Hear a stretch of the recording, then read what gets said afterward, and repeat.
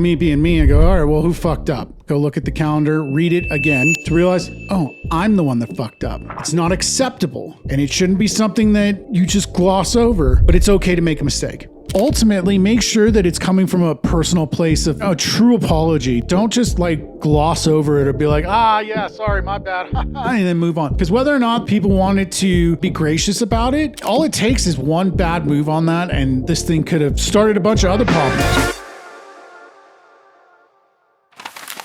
Welcome to this special edition of the Morning Dig podcast, where I'm coming to you live from Mountain Green, Utah, in preparation for my 29029 challenge, my 2025 Musogi. I want to talk about something that happened a couple weeks ago. I will fill in as a coach whenever I can, especially when my key players, my full-time staff want to take a vacation. I don't ever want them to feel like their coaching schedule or administrative work or anything else is an excuse to not take a vacation. I think it's incredibly important that people do that. Take those rest breaks.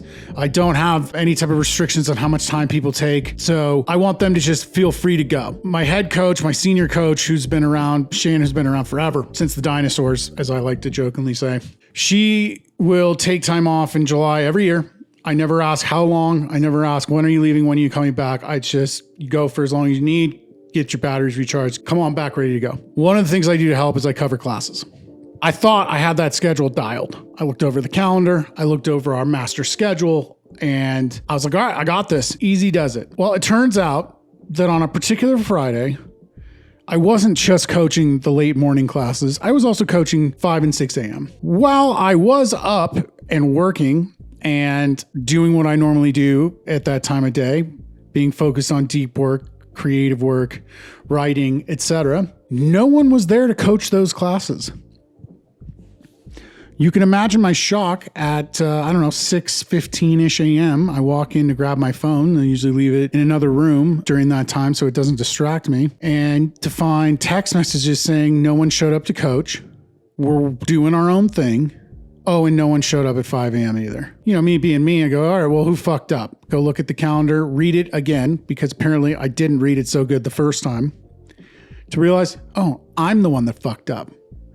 I no-showed 2 of our busiest and most consistent classes with some of our longest tenured members. The point of this podcast today is it is okay. It's not acceptable, and it shouldn't be something that you just gloss over, but it's okay to make a mistake. And I know I talked about failure in a previous episode. This episode is more about how you own up to mistakes, because there's failure and then there's an honest mistake. This was an honest mistake. I never in a million years would just flake on a class. I have been coaching for almost a decade, and I think this is the second time that's ever happened. So this is not something I take lightly. So how do you handle something like that? How do you maneuver that as not only a leader and a coach and a professional, but as the fucking owner of the gym? For me, first and foremost, I went to my staff and I told them, hey guys, here's what happened. This is on me. I own this. I want you to know I take it seriously, and never in a million years would I want to demean the professional value you bring or make it feel like what you do is not important. This was 100% an honest mistake. 2, I went to every single person that I could verify was in class,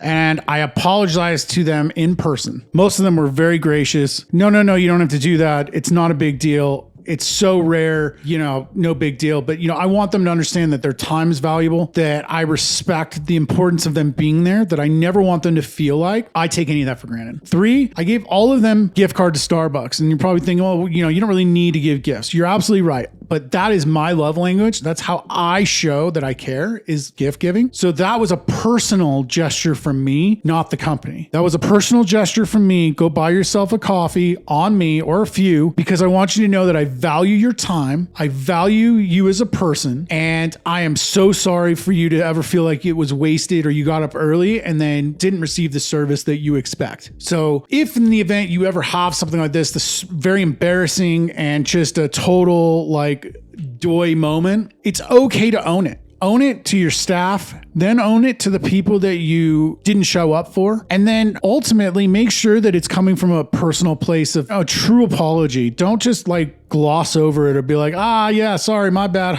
and then move on. Because whether or not people wanted to be gracious about it, all it takes is one bad move on that, and this thing could have started a bunch of other problems, right? Because this would just kind of domino effect into other things or snowball. So it's really important that when you do make a mistake as a leader, you own it.